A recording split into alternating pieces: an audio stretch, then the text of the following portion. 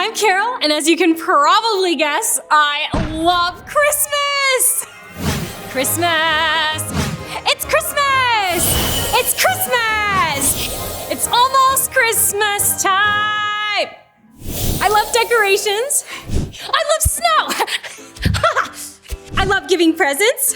I love candy and cookies and cake and cocoa.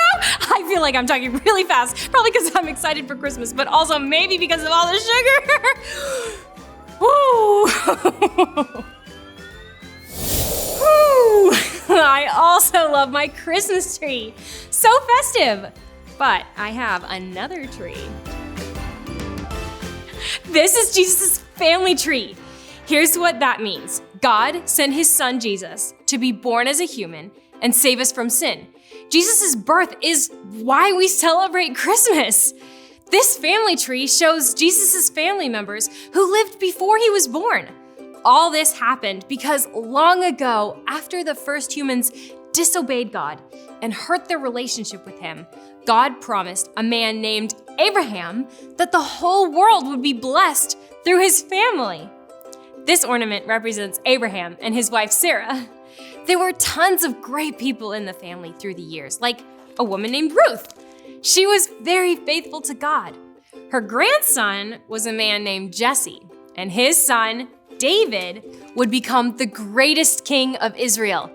Years later, things looked bad for the family, but a prophet named Isaiah shared a message from God about a promised child who would change everything.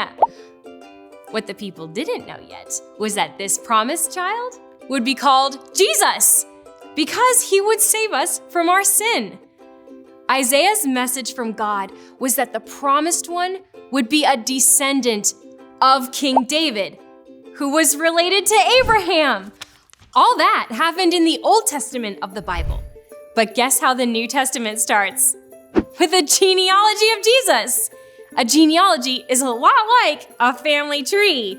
It's a list of people and their relatives. The genealogy shows us that Jesus is the one God's family had been waiting for. Here's how it happened. Hundreds of years after King David, a man named Joseph was born. He was a part of King David's family tree. He wanted to marry a woman named Mary, who was expecting a baby. Joseph didn't know that the baby was Jesus, so he was thinking of calling off the marriage. But an angel of the Lord came to him in a dream and told him not to be afraid to marry Mary. The angel said, "The baby inside her is from the Holy Spirit." And then the angel told him that the baby was a boy and that Joseph should name him Jesus because he would save his people from their sins. Jesus means God saves. What an awesome gift from God. Wait, did I mention I love giving gifts? Oh, and getting gifts and making gifts sorry, back to Joseph. Joseph followed the angel's instructions and married Mary. And when the baby was born, he named him Jesus, just like he was told.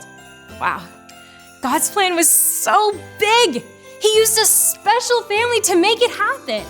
The family started with Abraham and his wife Sarah more than 1,500 years before Jesus was even born. From their son Isaac, an entire nation of people would be born, including Jesse and his son David, who would become Israel's greatest king, and his descendant Jesus would become the world's greatest king. Jesus would grow up, die on a cross, and rise again so that we could all be forgiven and live with God forever. God sent Jesus to save us.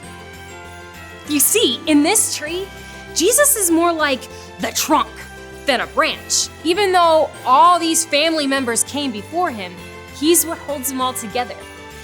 I still have one really cool ornament to add, so please come back. Merry Christmas, everyone. Bye!